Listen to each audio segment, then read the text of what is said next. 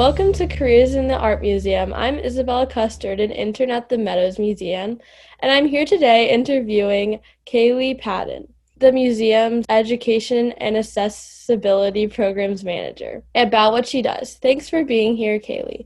Can you start by telling us in a nutshell what you do? Sure. Thanks for having me. In a nutshell, in the education department, we're a small department, so I kind of wear a lot of hats, and you might find that a lot. So I will focus mostly on the accessibility part of my role.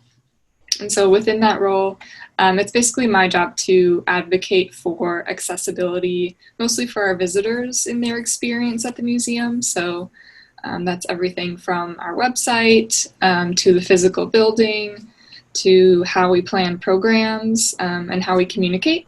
So just all of the aspects of a visitor's experience. And within that, I run our access programs for visitors with different types of disabilities and just kind of serve as a resource and a sounding board for staff if we have questions that we've never dealt with.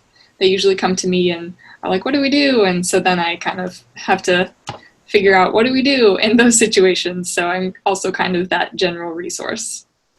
So it's really important for museums to be inclusive. Will you explain a little bit why that's important?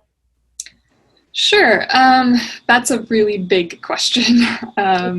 So I will try to keep it short. And I think, these days it probably almost goes without saying that museums should be inclusive, right? That's kind of, what we see all over, not just with people with disabilities, but all sorts of people.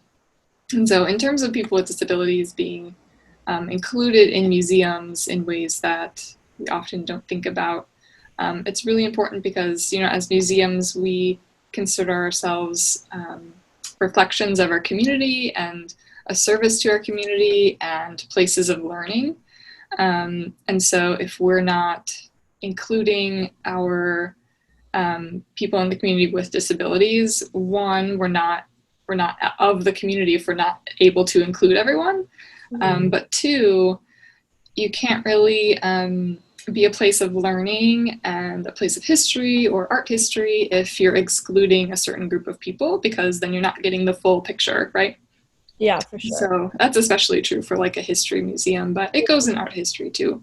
So you want to get everyone in so that you're getting the full story and everyone's benefiting. So what are some things that you have done to make the museum more inclusive? A lot of stuff. So I've been here about 4 years. Maybe say your favorite one. I think my favorite sort of thing that we've done, and I'll say that this is not just me, this takes the whole staff. This is not a Lone Ranger type job. So something that's my favorite thing that we've done is our annual Sensory Day, Family Day event. So it's just a family day where kids and their adults can come and do art making activities in the museum. We also bring in SMU music therapy students. And so it's been really cool to see such a big group of people coming with a really wide spectrum of abilities. So siblings who don't have disabilities with their sibling who does. So it's a really good mix of kids. And we're thinking through like instructions are in Braille and large print for anyone with vision loss. We set up a quiet room for anyone who needs kind of a sensory break, particularly kids with autism. And so we're just really thinking through from start to finish how to make things multimodal, multisensory, and really thinking about other people's needs that we wouldn't normally or maybe as easily think about. So that's been really cool. Yeah, so really just accessibility for everyone.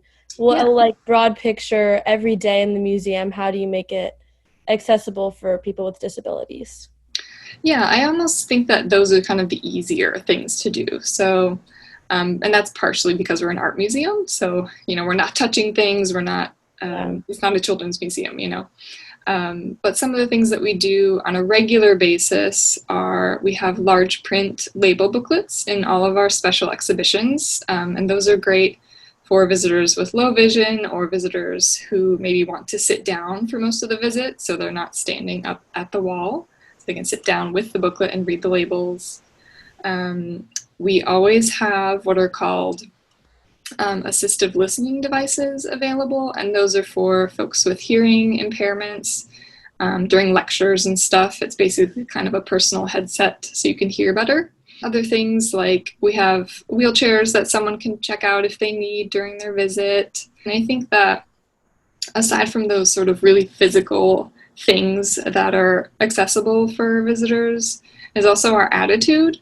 So I do trainings and things like that with our visitor services staff and our security staff, since they're really like the front line and the face of the museum. So we do trainings together so that they're really aware of different disabilities and how that might affect a visit and how to interact with those visitors and make everyone feel comfortable. So I think that's almost more important than all of the other things too, is kind of just how we present ourselves.